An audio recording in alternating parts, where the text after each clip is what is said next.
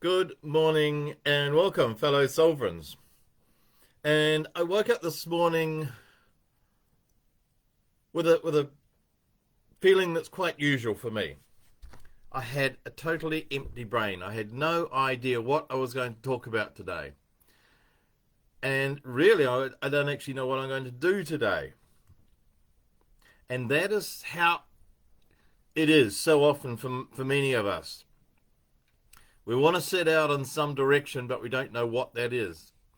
And so in the writing thing, we have a phrase which is turn up at the page. When you don't know what to write, still turn up at the page. Sit down, get your paper out, get your pen out, get your typewriter out, whatever you use, turn up and be there and be ready to receive. And I remember quite a few years ago, one of my brothers, who's not a writer, couldn't work out how I wrote stuff, how I could think up stuff. And I used that phrase, and of course, he's going, what the hell are you talking about, mate? And he's not a writer, but the same phrase works for anything that you want to do. He was a mechanic. And when you want to be a mechanic, you turn up and you do what you need to do. And whether that's the training or whether that's the customers turning up or whatever, if you want to be a sculptor, you turn up at the hunk of rock or whatever it is you're carving. You turn up. And that's what's happened today. I've turned up and I don't know what's going to happen next. So I was talking the other day about the fact that we have two decision-making facilities. Ego, which takes our past, works out what worked and didn't work, and tells us what we should do based on what worked in the past, and tells us not to do what didn't work in the past. Right? You didn't like cabbages when you were 2 years old, so you won't like cabbages now when you're 40. Yeah. So the ego has this amazing memory, an amazing filter system.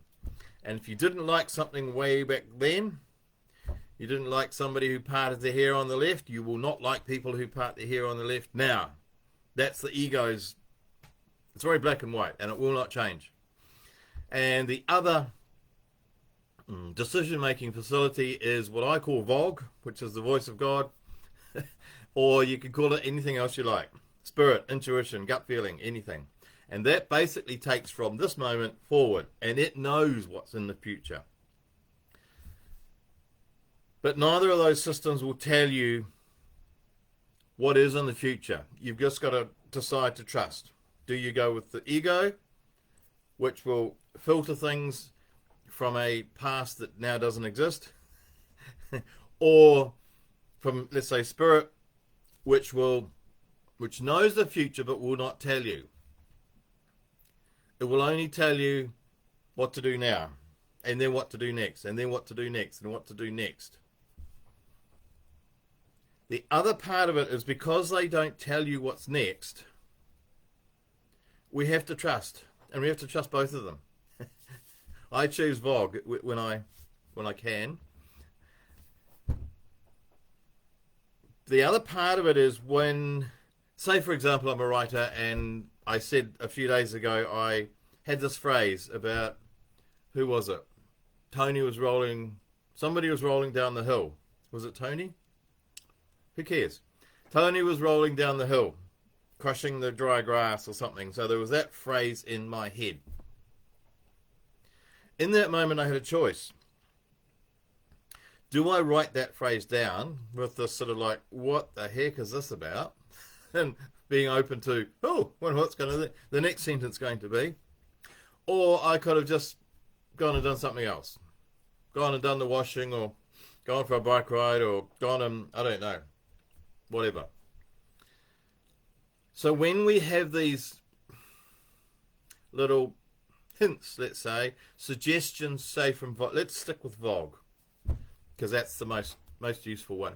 When I have an intuition, when I have a gut feeling of, let's just do this, or this is a good idea, or it's usually kind of an impression. It's not really it's not someone talking in my head. It's not like a yap, yap, yap where I can hear with my ears and all of that sort of stuff. It's just an impression that this is a good idea or that's a good idea, and so on. If I do that, then the next one will turn up. And then if I do the next one, the third one will turn up, and so on. However, if I do nothing, if I say, oh, what a stupid story that is, what a stupid phrase, then I don't get a story written. And I end up not having a book written. And then I end up not having, at the moment, I've had 20 books published. They would not have been published if I'd not taken that first step, not listened to the first hint, let's say.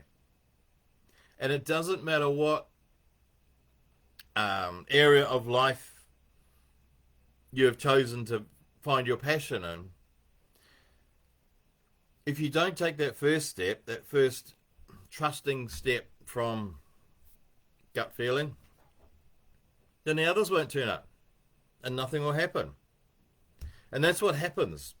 I have so many people come to me say, oh, I'd love to write a book, but I don't know what to write about. And I say, sit down and write something. And one of the techniques when you've got writer's block is simply to sit down and start writing rubbish. Oh, it's raining today. I wonder if I put my washing out. No, it's probably. Oh, no, I wonder if so and so is going to give me a call. And I need to take the car to get serviced. Needs oil. And you just write rubbish. You just write and write and write and write. And eventually, usually after a few minutes, if you're just writing, it's almost you don't notice it. But you go from drivel, just mindless chatter on paper or on your keyboard, into something starts happening. And so that's kind of like getting into just making a start. And so a lot of life is just about taking that first awkward step. I remember when I used to be an accountant. I didn't like it. I wanted to do something else. But I also had the world record. I was the world's shyest boy on the planet. I was on the Guinness Book of Records. I should have been anyway. And I decided that I needed to do something apart from doing accounting. And I needed something to get me a little more courageous in front of people. And so I went down to the local Polytech.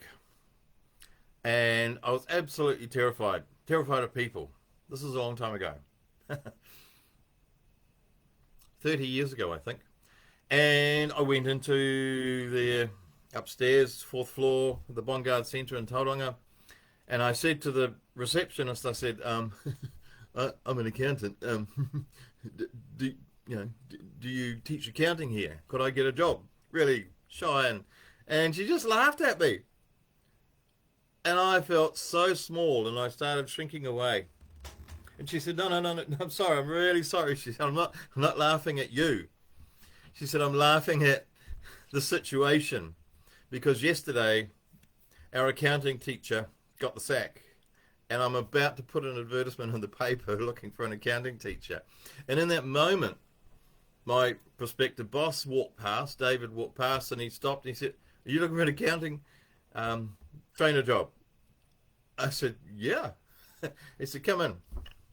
So an hour later, I had a job, which terrified the heck out of me because he gave me an A4 piece of paper, which was the syllabus of the course. And he said, if you just whip up a 17-week course from this, all these what needs to go in the course. And of course I said yes. Walked away and went, what the hell am I doing? And then for the next 3 or 4 months, maybe 6 months, I was terrified every day. I could have walked away every day from the classroom.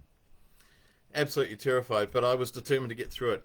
And it's just about turning up. And in that case, I turned up for a job that I didn't even know whether it existed, but I turned up and it happened. And then I had to keep turning up each day to the students. And I eventually absolutely got to love it. And so I did it for another 30 years here in New Zealand, Australia, a little bit in South Africa and in England. Corporate training and all that sort of stuff. And it's taken me a long, kind of around the planet. from that one little move that my intuition said, just go and ask for a job. And when we take the hint, then the next thing will turn up. Then the next thing will turn up. So I simply encourage you, and I encourage myself, to listen to the intuition, the gut feeling, the message, whatever you call it.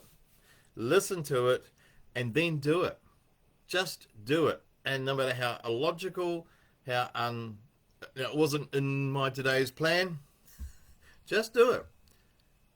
And watch the next one turn up, and then do that one. And then watch the next one turn up, and do that one. And so, having woken up with nothing to say, I still have nothing to say. I will go away and leave you with an amazingly intuitive, gut-filled day of spirit. And I bless every one of you and all who sail in her. How do I turn this off?